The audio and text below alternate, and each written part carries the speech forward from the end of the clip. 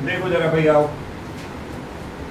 तो Biot Savart law की application कर रहे थे हम लोग, और magnetic field at the axis of a ring ये मैंने तुम्हें दिया था कैलकुलेट करके लाने को, जो तुम कह रहे हो कि तुमसे नहीं हुआ। चलो ठीक है, आप अपन लोग करते हैं, एक रिंग बना लेते हैं, ठीक है, और रिंग के एक्सिस पे अपने को मैग्नेटिक फील्ड निकालनी है।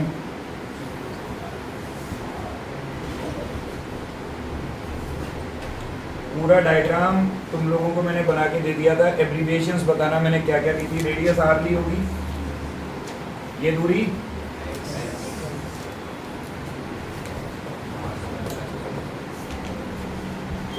यहाँ पे मैग्नेटिक फील्ड लिया होगा,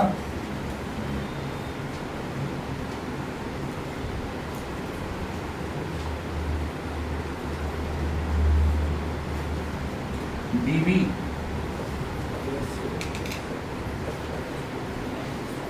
और इसके कंपोनेंट किए होंगे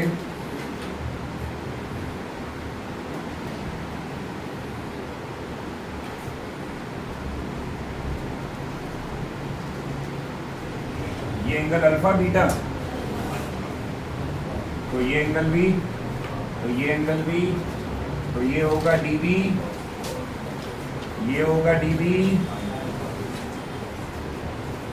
dV साइन अल्फा और dV साइन अल्फा। यहाँ पे छोटा सा एलिमेंट लिया होगा dl, और यहाँ पे भी छोटा सा एलिमेंट क्या लिया होगा, बोलो यही सब था, यही सब था। क्लियर है? अपने को मैग्नेटिक फील्ड निकालने की इस वाले पॉइंट पे, इस पॉइंट को नाम दे देते हैं P। इस पॉइंट को क्या नाम दे देते हैं भाई? P। चलो आप थोड़ा सा लॉजिकली ध्यान से सोचते हैं। इस पॉइंट पर एक बात तो तय है कि dV cos अल्फा ने dV cos अल्फा को मार दिया, तो जो नेट मैग्नेटिक फील्ड बचेगा वो क्या बचेगा? dV sine alpha plus dV। ध्यान से सोचिए उस बात को। तुम कह रहे हो कि जो नेट मैग्नेटिक फील्ड बचेगा वो होगा dV sine alpha plus dV sine alpha. तो तुम्हारे हिसाब से नेट मैग्नेटिक फील्ड होगा 2dV साइन अल्फा। तुम्हारे हिसाब से नेट मैग्नेटिक फील्ड क्या होगा? 2dV sign. अब लॉजिकली सोच के बता, तूने जो ये नेट मैग्नेटिक फील्ड निकाला 2dV साइन अल्फा, ये इस पूरी रिंग का मैग्नेटिक फील्ड है या सिर्फ इन दो dl की वजह से मैग्नेटिक फील्ड है? इन दो dl की वजह से मैग्नेटिक फील्ड हुआ है। तेरे को तो पूरी रिंग का निकालना है। और तो ध्यान से सोच, ऐसे अपोजिट एंड्स पे dl तो बहुत सारे बनाए जा सकते हैं। एक यहाँ ले लूँ, एक यहाँ ले लूँ, यहाँ यहाँ यहाँ यहाँ यहाँ यहाँ, सब ऐसे बनाए जा सकते हैं। बहुत सारे dl हो सकते हैं ऐसे तो, आना बोल। लेकिन हर एक dl से जो dV cos अल्फा होगा वो तो कैंसिल हो जाएगा। हर एक dl से जो dV cos अल्फा होगा वो तो क्या हो जाएगा? कैंसिल। बचेगा सिर्फ क्या? dV sine alpha. तो टोटल मैग्नेटिक फील्ड निकालने के लिए मुझे ऐसा लगता है कि मुझे dV साइन अल्फा और dV साइन अल्फा को ऐड नहीं करना चाहिए, बल्कि मुझे dV साइन अल्फा का ही क्या कर देना चाहिए? इंटीग्रल। क्योंकि इंटीग्रल का मतलब है जितने पर भी dV साइन अल्फा बचे उन सबका एडिशन। इंटीग्रल का मतलब क्या हुआ? जितने पर भी dV साइन अल्फा बचे उन सबका, भाई देख dV cos अल्फा तो सबका कटेगा, बचेगा केवल क्या? dV sine alpha. तो ये तो इन दो का बचा। ऐसे इनफाइनाइट टुकड़े हो सकते हैं, और अगर इनफाइनाइट टुकड़े हैं तो इनफाइनाइट को निकालने का एक ही तरीका होता है कि क्या कर दे? इंटीग्रेट कर दे। तो इसलिए नेट मैग्नेटिक फील्ड क्या आ गया? Integral of dV sine alpha. अब ये डेरिवेशन मेरी पूरी होती हुई मुझे दिखाई दे रही है, बशर्ते कि मैं बायोट सेवर्ट लॉ लगा के dV की वैल्यू निकाल लूँ।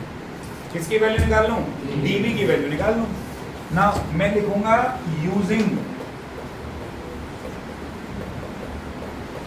Biot Savart law, using Biot Savart law. DV बराबर क्या होना चाहिए? बायोट सेवर्ट लो मैंने लास्ट क्लास में ही लिखवाया था भाई, पिछली ही क्लास में लिखा था। डीवी बराबर क्या होना चाहिए? के आई D L sine theta upon, तो मुझे लिखना चाहिए म्यू नॉट अपॉन 4 पाई। करंट कितना माना था? कैपिटल था स्मॉल था? स्मॉल है ना। तो म्यू नॉट अपॉन 4 पाई आई डी एल साइन थीटा बटे में इस पॉइंट की इस पॉइंट से दूरी, और ये कितनी? Under root R square plus इसका स्क्वायर करेगा तो क्या बचेगा? यही बचेगा। बोल आना, बोल यार। अच्छा एक बात बता, ये डीएल है, पहले बताओ वो थीटा किसके बीच का एंगल होता है? डीएल और पॉइंट के बीच का। सर्कल का छोटा सा हिस्सा डीएल है, टेंजेंट कितने डिग्री पे होती है? कितने डिग्री पे होती है? तो यहाँ 100 डिग्री। 100 कौन बोल रहा है? टेंजेंट कितने डिग्री पे होती है? 90 डिग्री पे। टेंजेंट 90 पे होती है तो थीटा बराबर क्या होना चाहिए? 90 डिग्री। तो डीवी का वैल्यू क्या आएगा? डीवी का वैल्यू आएगा mu naught upon 4 pi I DL upon में R square plus of X square, क्योंकि साइन 90 का वैल्यू क्या होता है भाई? 1। Sine 90 is 1। अब ये वैल्यू उठा के अगर मैं इधर पुट कर दूं ऊपर डीवी साइन अल्फा में, तो मेरे पास में b का वैल्यू क्या निकलेगा? इंटीग्रल ऑफ डीवी की जगह mu naught I D L upon में 4 pi r square plus x square into में साइन ऑफ अल्फा, इंटू में साइन ऑफ अल्फा। बोल यही बचेगा भाई? हाँ ना बोले यार, पक्की बात। तो b बराबर mu naught I sine alpha upon में 4 pi r square plus x square into क्या रह गया? Integral of DL. इधर कर दो, b बराबर mu naught I upon 4 pi r square plus x square. अच्छा साइन अल्फा क्या होगा भाई? Perpendicular upon base. बहुत बढ़िया, मजा ही आ गया। Perpendicular upon base sine alpha होगा। Perpendicular upon hypotenuse, perpendicular upon, तो परपेंडिकुलर क्या है? रेडियस आर, और हाइपोटेन्यूज क्या है? Root R square plus. तो साइन अल्फा की जगह क्या लिख दूं? आर अपॉन में R square plus x square की पावर हाफ। अरे रूट का मतलब क्या होता है? पावर। इंटू में इंटीग्रल ऑफ डीएल, इतनी सी लेंथ डीएल, पूरी रिंग की लेंथ क्या हो जाएगी? 2 पाई आर। अरे पूरी रिंग की लेंथ क्या हो जाएगी? 2 पाई आर। पाई से पाई कटा, 2 1 2 2। बी बराबर म्यू नॉट आई आर का डिवाइड बाय 2 ब्रैकेट में R square plus x square की पावर। तुझे समझ आया मैंने क्या किया? ये R square plus x square की पावर 3/2, क्योंकि 1 प्लस 1/2 क्या हो गया? 3/2। अरे हाँ ना बोल। ये आया formula for magnetic field at the axis of a ring. Check कर लें जरा, चेक कर लेते हैं एक बार। लेट अस चेक कि फॉर्मूला सही बना भी है या नहीं। कैसे चेक कर सकते हो? एक काम कर, इसी फॉर्मूले में x को 0 रख दे। अगर तू इसी फॉर्मूले में x को 0 रख देता है तो x 0 का मतलब है ये पॉइंट भी यहां से खिसक के कहां आ जाएगा? यहां पे। हाँ ना बोल, सेंटर पे आ जाएगा। एक काम कर, x की वैल्यू यहाँ पे 0 रख, तो b बराबर तेरा आएगा म्यू नॉट आई आर का स्क्वायर बटे में 2 r की पावर 2 इंटू 3/2। x तो 0 हो गया, 2 ने 2 को मारा, नीचे रह गया r क्यूब, तो r स्क्वायर इस क्यूब को मारेगा, एक r बच जाएगा। b का फॉर्मूला क्या आ गया? म्यू नॉट आई बाय, ध्यान से देख, ये फॉर्मूला निकाला था नहीं निकाला था? सेंटर पे मैग्नेटिक फील्ड का फॉर्मूला यही तो आया था, म्यू नॉट आई अपॉन में 2r। इसका मतलब हमने जो फॉर्मूला डिराइव किया है वो एकदम। अरे यार हाँ ना तो बोल, उतार डाल फटाक से। फॉर्मूला क्या था? एक कॉइल सर्कुलर है, उसके सेंटर पे मैग्नेटिक फील्ड क्या होगा, म्यू नॉट आई अपॉन। अच्छा, एक फॉर्मूला तुम्हें याद रखना है, अलग से मैं बता रहा हूँ, पहले ही हमारे सिलेबस में थी डेरिवेशन, अब हमारे सिलेबस में नहीं है, तो मैं फॉर्मूला अलग से बता रहा हूँ कि ये जैसे वायर है, स्ट्रेट वायर है, स्ट्रेट वायर में आई करंट पास हो रहा है। कितना करंट पास हो रहा है? ये कोई एक पॉइंट है P, और इस पॉइंट P की जो दूरी है स्ट्रेट वायर से वो हम मान ले रहे हैं R है। पॉइंट P की दूरी कितनी है स्ट्रेट वायर से? R, ठीक है। तो इस पॉइंट P के ऊपर जब हम लोग मैग्नेटिक फील्ड निकालेंगे तो फॉर्मूला बनेगा mu naught I upon 2 pi R. क्या फॉर्मूला बनेगा? म्यू नॉट आई अपॉन में 2R नहीं है भाई, 2 पाई आर। इसके साथ इसलिए बता रहा हूँ क्योंकि इन दोनों फॉर्मूलों में ध्यान से देख तो सिर्फ एक पाई का फर्क है, ठीक है। और ये वाला फॉर्मूला तुझे क्या करना है भाई? लर्न, न्यूमेरिकल में काम आएगा। ये वाला फॉर्मूला तुझे क्या करना है? लर्न करना है, न्यूमेरिकल में काम आएगा। उतार फटाक से, ध्यान दो, क्वेश्चन को समझते हैं। क्वेश्चन क्या कह रहा है? देखो, एक स्ट्रेट वायर है जिसकी लेंथ है π/2 मीटर।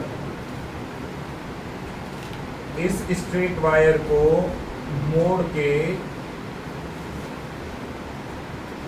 एक गोला बना दिया गया इसी स्ट्रेट वायर से। कहता है अगर वायर में से 5 एम्पेयर करंट पास हो रहा है तो कैलकुलेट करो मैग्नेटिक फील्ड इसकी वजह से बिफोर बेंडिंग, जब इसको बेंड ना किया गया हो, मतलब इसी वायर से निकालो, एट अ पॉइंट, एक ऐसे पॉइंट पर, एक ऐसे पॉइंट पर जिसकी दूरी 0.01 टाइम्स है उस सर्कल के रेडियस के जो इस वायर से बना। सर्कल का रेडियस क्या मान लें? R। यानी कि हमें इस पॉइंट P पे क्या पता लगाना है? Magnetic field. अब उसके लिए हमें पहले वायर का क्या पता लगाना पड़ेगा? सॉरी, सर्कल का क्या पता लगाना पड़ेगा? रेडियस। अब एक बात बता, वायर से ही सर्कल बना तो length of wire must be equal to circumference of circle. आगे ना, वायर की लेंथ सर्कल के सर्कमफ्रेंस के बराबर होनी चाहिए। हाँ ना बोल भाई। तो वायर की लेंथ कितनी दी है तेरे को? π/2, और सर्कल का सर्कमफ्रेंस 2 पाई। पाई ने पाई को मारा, R बराबर क्या आ गया? 1/4 मीटर। R बराबर क्या आ गया? 1/4। यानी कि अब ये दूरी जो है, ये दूरी तेरी कितनी हो गई? 0.01/4 मीटर। और तेरे को इस पॉइंट पे मैग्नेटिक फील्ड पता करने का है। क्या ये स्ट्रेट वायर है? क्या स्ट्रेट वायर से मैग्नेटिक फील्ड का फॉर्मूला होता है mu naught I upon 2 pi R. तो हम इसको ऐसे नहीं लिख सकते क्या कि mu naught upon 2 pi, current कितना है भाई? 5, दूरी कितनी है भाई? 0.01/4। म्यू नॉट अपॉन 2 पाई की वैल्यू क्या होगी? 2 × 10⁻⁻7। ये वैल्यू मैंने कहाँ से निकाली? कॉमन सेंस से। म्यू नॉट अपॉन 4 पाई की वैल्यू 10⁻⁻7। अगर दोनों तरफ 2 से गुणा कर दूं तो ये बच जाएगा 2 पाई, और म्यू नॉट अपॉन 2 पाई की वैल्यू क्या आ गई? 2 × 10⁻⁻7 इंटू में 5 × 4 अपॉन में 0.01। यहाँ से 2 जीरो ऊपर की तो 2 जीरो कम हो जाएंगी, तो ये क्या हो जाएगा? -5 हो जाएगा। 5 और 20 दूनी 40, तो 4 × 10⁻⁻4 तस्ला इसका आंसर। सही तो आ रहा है? फर्स्ट पार्ट का आंसर सही तो निकला है, बिल्कुल हो गई कैलकुलेशन। सेकंड पार्ट में क्या पूछ रहा है? कह रहा है मैग्नेटिक फील्ड इसके सेंटर पे भी निकाल दे भाई। इसके सेंटर पे भाई, इसके सेंटर पे निकालेगा तो बोल फॉर्मूला क्या लगेगा? म्यू नॉट आई अपॉन, तो वैल्यू पुट कर दे, क्या कैलकुलेट हो जाएगा? अरे हाँ ना तो बोल, उतार। कहता है इधर समझ, एक इनफाइनाइटली लॉन्ग स्ट्रेट कंडक्टर है, मैं इधर बीच में बना लेता हूं डायग्राम ऐसे, एक्स वाई, इसमें से करंट जा रहा है 5 एम्पेयर। कितना करंट जा रहा है? is carrying a current of 5 ampere. An electron is moving with a speed of 10 to the power 5 meter per second parallel to the conductor. यहाँ पे एक इलेक्ट्रॉन है, ऐसे मूव कर रहा है, और इलेक्ट्रॉन के चलने की रफ्तार है 10 की पावर 5 मीटर पर सेकंड, ए से बी तक। तो जैसे ये पॉइंट ए है और इस तरफ पॉइंट क्या होगा? बी। अच्छा, ये दूरी हमको दे रखी है 20 सेंटीमीटर। कह रहा है बता इलेक्ट्रॉन पे कितनी फोर्स लगेगी। क्या पूछ रहा है? इलेक्ट्रॉन पे। सवाल तो तू तब करेगा ना जब सवाल बनने का तुझे लॉजिक समझ में आया हो। पहले मुझे एक बात बता, इस इलेक्ट्रॉन पे विनीत फोर्स क्यों लगेगी भाई? अंशुल, सॉरी, पता नहीं तुझे देख के विनीत क्यों याद आता रहता है मेरे को। इलेक्ट्रॉन पे फोर्स लगेगी ही क्यों? वायर जो उसमें से भी करंट पास हो रहा है तो उसकी इलेक्ट्रिक फील्ड होगी, वो उस पे फोर्स लगाएगी ना। इलेक्ट्रिक फील्ड होगी या मैग्नेटिक फील्ड होगी? क्योंकि पूछा तो फोर्स है, क्योंकि इलेक्ट्रॉन चल रहा है और इलेक्ट्रॉन चलेगा तो चुंबक है, और वायर में करंट है। वायर में करंट है तो इसके चारों तरफ भी क्या है? मैग्नेटिक फील्ड है। दोनों मैग्नेटिक फील्ड आपस में इंटरेक्ट करेंगे, जिसकी वजह से इलेक्ट्रॉन पे क्या लगेगा? फोर्स लगेगा। जिसकी वजह से इलेक्ट्रॉन पे क्या लगेगा? फोर्स। अब इलेक्ट्रॉन क्योंकि चार्ज पार्टिकल है, और चार्ज पार्टिकल पे जो फोर्स लगती है उसका फॉर्मूला तुमको सिखाया गया है, QVB sine theta. QVB sine theta. Theta किसका एंगल होता है? V और वेलोसिटी और मैग्नेटिक फील्ड के बीच का एंगल। अब पहले पता लगा इस पॉइंट पे मैग्नेटिक फील्ड की डायरेक्शन क्या है, बोल।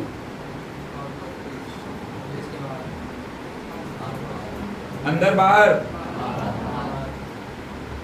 पीछे का नहीं पढ़ के आओगे तो ब्रह्मदेव भी फिजिक्स नहीं सिखा सकते। पिछली क्लास में ही सिखाया था। सीधे आपके अंगूठे को करंट के साथ रख, उंगलियों को उस पॉइंट की तरफ लेके जा। हथेली किधर आ रही है? बाहर। तो मैग्नेटिक फील्ड की डायरेक्शन क्या हुई? बाहर। वेलोसिटी की डायरेक्शन क्या है? इधर। वेलोसिटी और मैग्नेटिक फील्ड के बीच का एंगल कितना एंगल? तो एंगल 90 डिग्री। तो फोर्स का फॉर्मूला क्या आया?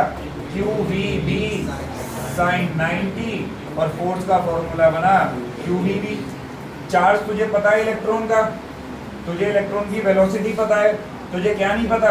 यहाँ का मैग्नेटिक फील्ड। अब इस पॉइंट पे मैग्नेटिक फील्ड तो इस वायर की वजह से होगा ना, और वायर की वजह से मैग्नेटिक फील्ड का फॉर्मूला तुझे बताया था अभी, mu naught I upon, value डाल, सॉल्व कर, आंसर खत्म हो गया। क्वेश्चन उतार। सर्किटल लॉ, हमने बोला था ना मैग्नेटिक फील्ड पता लगाने के लिए दो लॉ हैं। एक तो बायोट-सेवर्ट लॉ, वो तो हम लोगों ने पढ़ लिया। दूसरा लॉ है एम्पेयर सर्किटल लॉ। ठीक है, पहले लिखवाता हूं मैं क्या है, लिख। According to this law,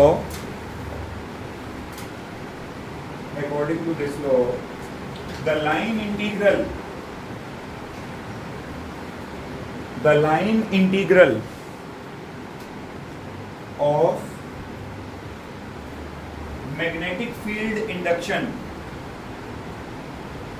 the line integral of magnetic field induction over a closed path,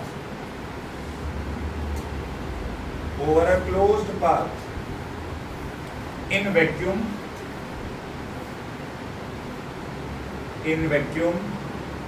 is mu naught times the total current, mu naught times the total current moving moving in the whole path, moving in the whole path, full stop। समझो बात को, इधर देखो, मान लो ये कोई एक close path है, इसमें से आई करंट पास होता है। कितना करंट पास होता है?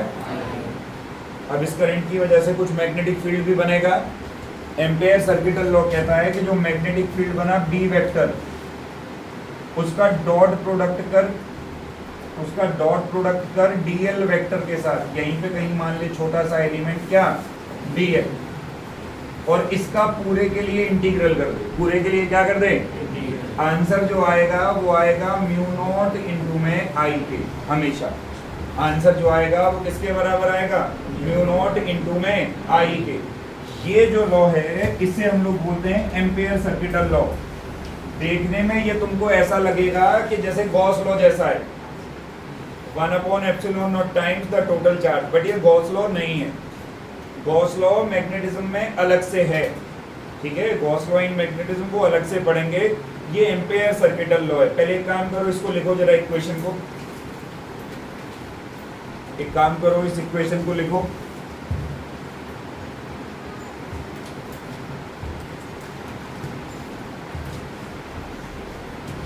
ये लॉ बड़ा इंपॉर्टेंट है, इसको याद रखना। जब डिस्प्लेसमेंट करंट पढ़ेंगे तो इस लॉ की जरूरत पड़ेगी।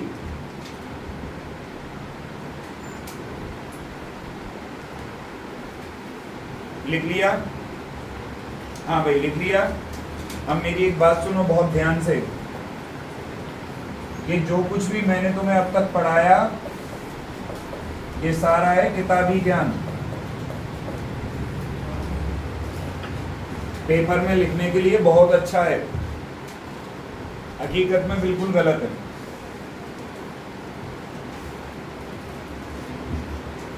पेपर में लिखने के लिए बहुत अच्छा है, हकीकत में बिल्कुल ही गलत है। अब किताबों में ऐसे लिखा है, मैं उसका कुछ नहीं कर सकता। डेफिनेशन भी ऐसे लिखी है, मैं उसका भी कुछ नहीं कर सकता। पेपर में अगर आ जाएगा तो तुमको भी ऐसे ही लिखना है। असल एम्पेयर सर्किटल लॉ क्या है वो मैं समझाता हूँ, सुन। असल एम्पेयर सर्किटल लॉ क्या है? मान ले, कैसे बताऊं तुमको, एक करंट है I1, क्रॉस का मतलब है किधर जा रहा है। एक करंट है I2, डॉट का मतलब है किधर आ रहा है, ठीक है। और या मान ले एक और करंट है I3, क्रॉस का मतलब है किधर जा रहा है, ठीक है। मान ली मुझे इन दोनों की वजह से या इन दोनों के ऊपर एम्पेयर सर्किटल लॉ लगाना है। कौन सा लॉ लगाना है? एम्पेयर सर्किटल लॉ का इस्तेमाल मैग्नेटिक फील्ड पता लगाने के लिए किया जाता है। बहुत ध्यान से सुनियो बात को जो बोल रहा हूँ। सबसे पहले तुझे इनके चारों तरफ एक क्लोज पाथ बनाना पड़ेगा। क्लोज पाथ बनाना तेरी मर्जी है। जैसे मैंने इसके चारों तरफ एक क्लोज पाथ बना दिया। इस लूप को हम लोग बोलते हैं एम्पेयर्स लूप। क्या लूप बोलते हैं इसको? एम्पेयर लूप बनाना तेरी मर्जी है। एम्पेयर लूप की डायरेक्शन भी कंसीडर करना तेरी मर्जी है। एम्पेयर लूप में तो किधर को भी डायरेक्शन कंसीडर कर सकता है। मेरा मन किया मैंने ऐसे कंसीडर कर ली, एंटी क्लॉकवाइज। कैसे कंसीडर कर ली? Anti clockwise. ये तेरी मर्जी है, ठीक है। अब बात को सुन ध्यान से। जब एम्पेयर लूप तूने मान लिया तो ध्यान से देख, अपने सीधे हाथ की उंगलियों को करंट की डायरेक्शन के साथ मोड़। करंट ऐसे जा रहा है, मैंने इसको मोड़ा ऐसे ही, ऐसे देख, तो मेरा अंगूठा किधर आया? जिस डायरेक्शन में अंगूठा आएगा वो पॉजिटिव करंट की डायरेक्शन है। किसकी डायरेक्शन है? ठीक है। तो एम्पेयर लूप ऐसे था, मैंने ऐसे मोड़ा, अंगूठा किधर को आया? बाहर। मतलब बाहर का करंट मैं क्या लूंगा? पॉजिटिव। और अंदर का करंट क्या लूंगा? नेगेटिव। इस पे लगेगा एम्पेयर सर्किटल लॉ। और जब इस पे लगेगा एम्पेयर सर्किटल लॉ तो मैं लिख पाऊंगा integral of B vector dot DL vector बराबर आएगा mu not I2 minus I1।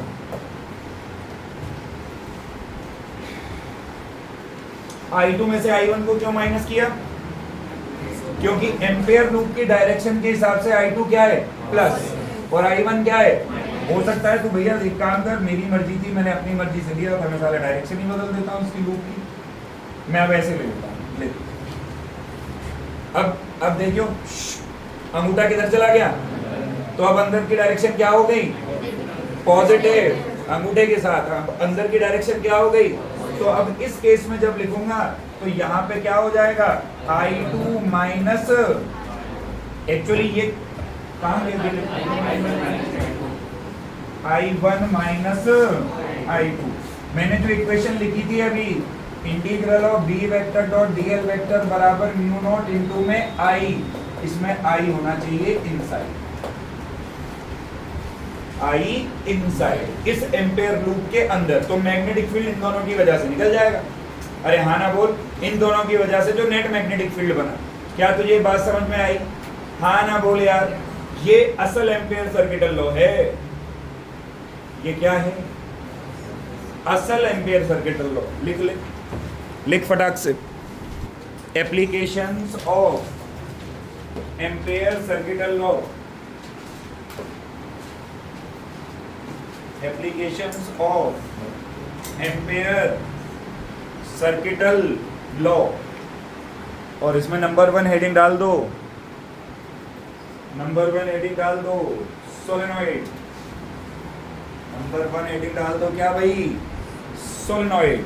Solenoid क्या होता है ये तुमने पढ़ा है यार 10th क्लास में। बहुत एकदम सिंपल शब्दों में बताता हूँ मैं तुम्हें सोलेनॉइड क्या चीज होती है। तुम लोग ऑब्वियस सी बात है किसी ना किसी गांव से तो हो गई। वो गांव में चूल्हे पे रोटी बनती है, एक यंत्र का इस्तेमाल होता है, वह उसे बोलते हैं फूंकनी। जानते हो फूंकनी? फूंक मारते हैं, आग जलाते हैं, है ना? क्या काम कर? सोलेनॉइड बनाना है, फूंकनी ले ले।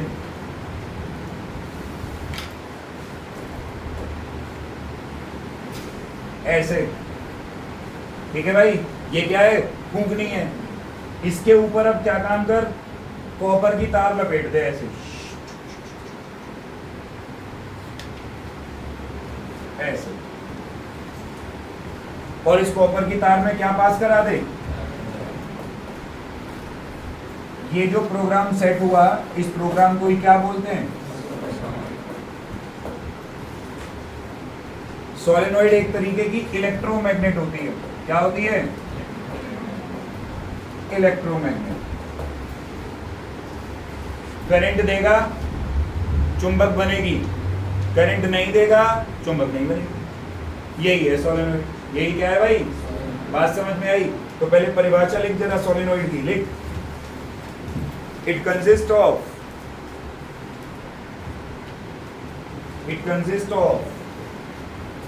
a long insulated copper wire. It consists of a long insulated copper wire.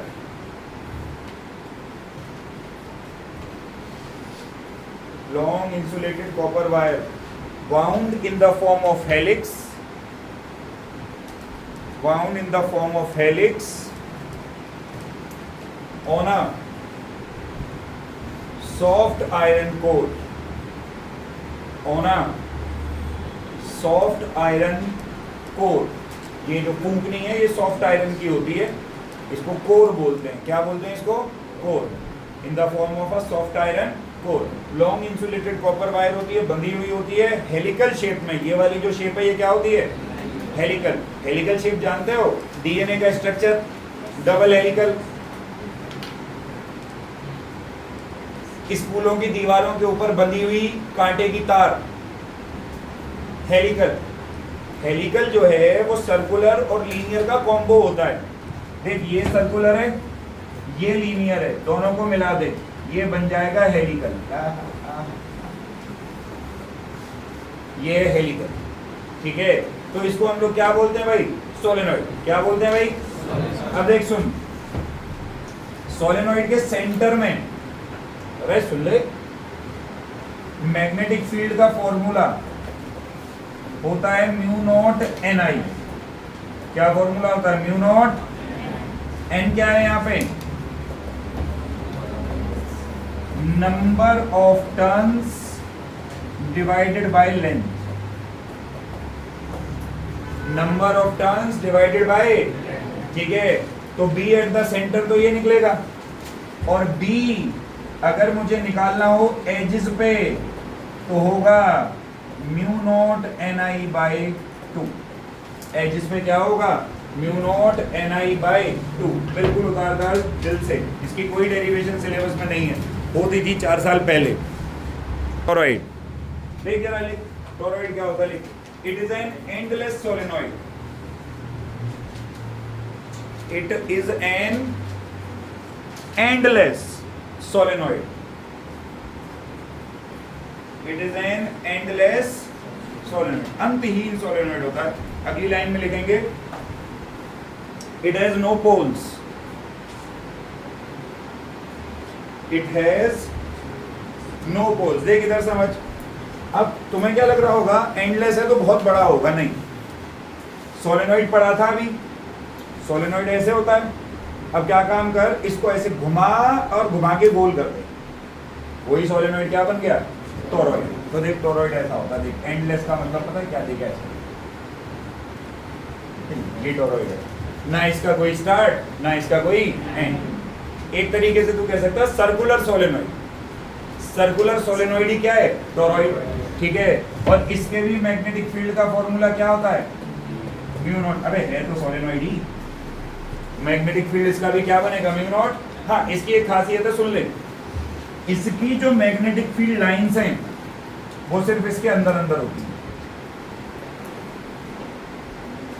बाहर तो निकल ही नहीं सकती ना, क्योंकि पोल नहीं है भाई में। अगर नॉर्थ से निकल के साउथ पे जाती, या ना नॉर्थ है ना, तो कहाँ से निकले और कहाँ को जाएं? तो ना कहीं से निकलती ना कहीं को जाती, सिर्फ कहाँ रहती हैं? अंदर अंदर। ये टोरॉइड है, बना ले।